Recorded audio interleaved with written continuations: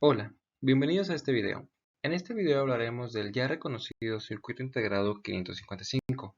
En este video nos centraremos principalmente en entender el modo estable que éste posee. Los temas que abordaremos en este video serán los siguientes. Presentaremos y describiremos al 555. También hablaremos acerca de la historia de este. Presentaremos la arquitectura interna del 555 y explicaremos los conceptos necesarios para entender esta. Explicaremos el funcionamiento del 555 en su modo estable. Una vez vista la teoría, utilizaremos un microcontrolador para visualizar las señales que proporciona el 555, esto con la intención de comparar la teoría con la práctica. El 555 es un circuito integrado creado por Psygnetics en 1961. Un circuito integrado es un empaquetado de circuitos electrónicos, los cuales son diseñados para cumplir un propósito. El 555, en específico, es utilizado como temporizador, como generador de pulsos y como un oscilador. El oscilador permite crear pulsos PWM. Actualmente, el 555 es distribuido por varios fabricantes, tales como National Semiconductor o Texas Instruments. Este suele encontrarse fácilmente en su presentación DIP, el cual posee 8 pines, que enumerados del 1 al 8 son GND, que es tierra o referencia, Trigger, Out, donde se visualiza la salida del 555, Reset, Control, Threshold, Discharge y VCC, por donde se alimenta el circuito integrado. Lo que se observa en la imagen es el circuito integrado que se encuentra dentro del encapsulado del 555. Este posee 8 pines, relacionados a los 8 pines del DIP del 555. Este es el diagrama que representa el circuito interno que posee el 555. Como se puede observar, este está compuesto en su mayoría por transistores. Sin embargo, resulta difícil estudiar el 555 con esta configuración. Es por ello que existen diagramas equivalentes que representan el 555. Como se puede observar en el diagrama de la derecha, el 555 se puede representar con un divisor de voltaje generado por 3 resistencias, 2 comparadores, un flip-flop, un negador y un transistor. Sin embargo, el diagrama de la derecha no respeta las posiciones de los pines del 555 en su formato DIP. Es por ello que a continuación se presenta el diagrama que sí respeta la posición en su formato DIP. Este es el diagrama de la estructura interna del 555 en su formato DIP. Como se puede observar en los pines, estos son los mismos que se presentaron al inicio del video. Componentes que forman la arquitectura interna del 555, estos son el divisor de voltaje, los comparadores, el flip-flop RS, el negador y el transistor. Empecemos entendiendo el divisor de voltaje. El circuito que se encuentra en la izquierda es análogo a imaginarnos que nos encontramos en lo alto de un edificio, con varios pisos. Si bajamos un piso de la cima del edificio, nos encontraremos en una altura inferior. Esto es similar al voltaje. La suma del edificio es el voltaje con el que se está alimentando el circuito, es decir, VCC. Si nosotros pasamos por una resistencia, el voltaje después de pasar por dicha resistencia será menor a la que nos encontrábamos en un inicio. La caída de voltaje asociada a resistencias está dada por la ley de Ohm. Dado que el circuito es cerrado, sabemos que la corriente que pasa por todo el circuito es I. La ley de Ohm establece que la caída de voltaje V sub I, dada por una resistencia, será el producto de su resistencia multiplicada por la corriente. La altura total de un edificio estará dada por la suma de las alturas de sus pisos. Esto es similar a las resistencias en serie. La resistencia total que presentará un circuito estará dada por la suma de cada una de sus resistencias. La ley de voltaje de Kirchhoff establece que el voltaje total estará dado por la caída de todos los voltajes dentro del circuito. Esto es similar al ejemplo anterior. La altura del edificio estará dada por la suma de las alturas de cada uno de sus pisos. Con las anteriores ecuaciones es posible deducir la ecuación del divisor de voltaje. Esta establece que la caída V sub I será provocada por una resistencia R sub I dentro de un circuito cuya alimentación es V y tiene una resistencia total R. Esto es como imaginarnos un edificio con pisos de distintas alturas. Si bajamos un piso que tiene una gran altura, significa que bajaremos mucha altura del edificio en el que nos encontramos. Si las n resistencias son iguales, significa que cada resistencia tendrá una contribución de V sub I, igual a 1 sobre n por V. Imaginemos un caso en el que nos encontramos en un edificio que tiene 2 pisos, cuyas alturas son iguales. Si nos encontramos en el primer piso, implicaría que nos encontramos a la mitad de la altura del edificio. Para el 555, las resistencias son iguales, por lo tanto podemos utilizar esta ecuación. Dado que posee tres resistencias iguales, significa que el voltaje que habrá en cada una de estas resistencias será un tercio del voltaje de alimentación. Con eso en cuenta, podemos establecer lo siguiente. Pasando la primera resistencia de 5 kΩ, sabemos que el voltaje que habrá en ese punto serán 2 tercios de VCC, mientras que si pasamos la segunda resistencia de 5 kΩ, solamente tendremos un tercio de VCC. Expliquemos ahora el comparador. El 555 tiene dos comparadores que se pueden identificar con el siguiente símbolo. Observemos que en la parte de la izquierda, este tiene dos entradas, llamadas B+, B-, también conocidas como entrada no inversora y entrada inversora, respectivamente.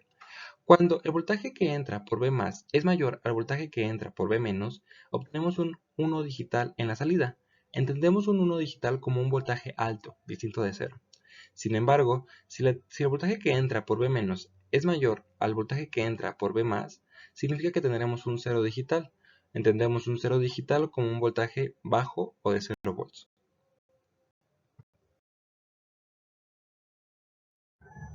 Como podemos observar, la entrada inversora del comparador 1 se compara con 2 tercios de VCC, mientras que la entrada no inversora se compara con el voltaje en el pin de threshold.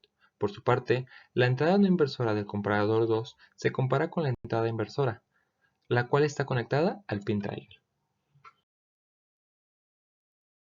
El bloque de flip-flop se presenta a continuación. Como se puede observar, este presenta dos entradas, que se denotan como B sub R y B sub L. En el lado derecho se conecta a B+ el pin 4 del 555, mientras que el símbolo de afirmación Q significa Q negada. El flip-flop funciona siguiendo los siguientes estados lógicos, que se presentan en la tabla. Como se puede observar, si R es 1 y S es 0, tendremos en Q negada un 1. Los estados que se representan con N significan estados de no cambio, mientras que los que se representan con XX se denominan estados prohibidos. Veamos cómo funciona el flip-flop en el integrado 555. Si en el comparador 1 obtenemos un 1 y en el comparador 2 obtenemos un 0, obtendremos en Q negada un 1, mientras que si el comparador 1 da un 0 y el comparador 2 da un 1, obtendremos en Q negada un 0. El estado no cambio funciona de la siguiente forma. Imaginemos que en Q negada obtenemos un 0. Luego, ambos comparadores proporcionan un 0. Esto hace entrar al flip-flop en el estado de no cambio. Por lo que si Q negada antes era 0, este seguirá siendo 0. Por su parte, en el estado prohibido no sabemos qué valor se puede tener en Q0. Este puede variar entre 0 y 1.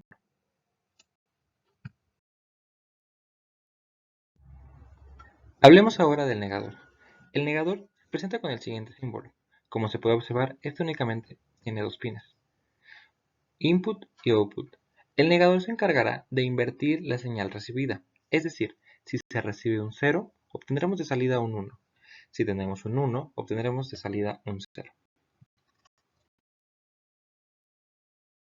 Como podemos observar en el 555, el negador se conecta a Q negada, por lo que si se conecta a Q negada, negar Q negada es obtener directamente Q.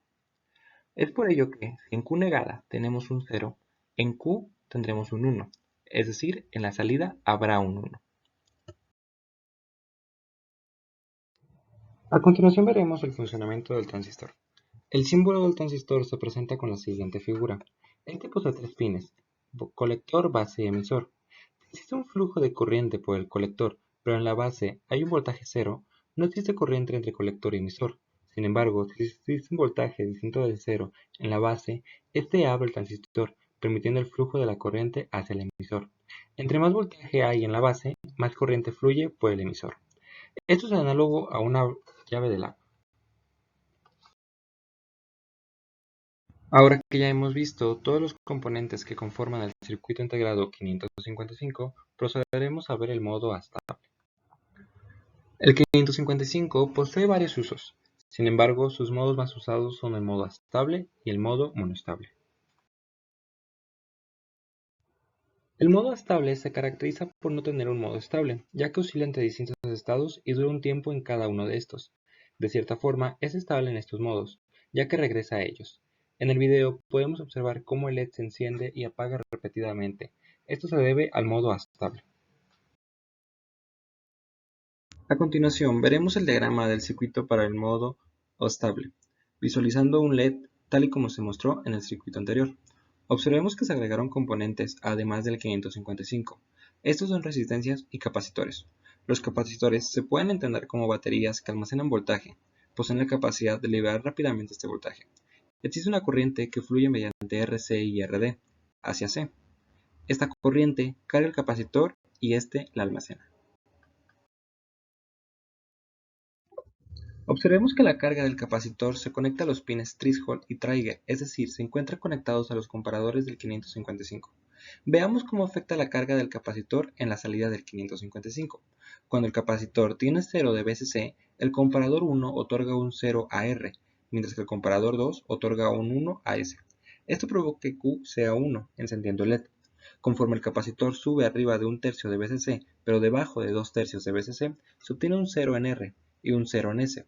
Esto provoca que el flip-flop entre en un estado de no cambio, y como se tenía un 1 en Q, se sigue viendo el LED encendido. En el momento en el que el capacitor supere los 2/3 de VCC, se obtendrá un 1 en R y un 0 en S. Esto provoca que en Q se obtenga un 0 y un 1 en Q negada. Dado que Q negada es 1, esto provoca que la base del transistor obtenga un 1, abriendo el transistor. Debido a que el transistor se abre, la carga del capacitor ahora puede fluir mediante RD hacia GND, pasando por el transistor. Esto provoca que el capacitor se descargue. Cuando el voltaje se encuentra entre un tercio y 2/3 de VCC, se obtiene un 0 en R y un 0 en S. Esto provoca que el flip-flop entre en un estado de no cambio, manteniendo un 0 en Q, y permitiendo que se siga descargando el capacitor. Cuando el voltaje del capacitor se encuentra por debajo de un tercio de VCC, se obtiene un 0 en R y un 1 en S. Esto provoca que Q sea un 1, volviendo a encender el LED, y Q negada sea 0, impidiendo la descarga del capacitor. Esto permite entrar otra vez al ciclo. En las figuras se pueden observar las conexiones para el modo estable del 555. En rojo se presentan las conexiones de las resistencias y el capacitor, mientras que en azul se presentan las conexiones entre la carga del capacitor con los dos comparadores, mediante los pines 2 y 6. En verde se visualiza la conexión para el LED y en rosa un capacitor cerámico. Este proporciona estabilidad al sistema. Como se pudo observar anteriormente, el LED se encuentra encendido cuando el capacitor se encuentra cargando y se encuentra apagado cuando el capacitor se está descargando.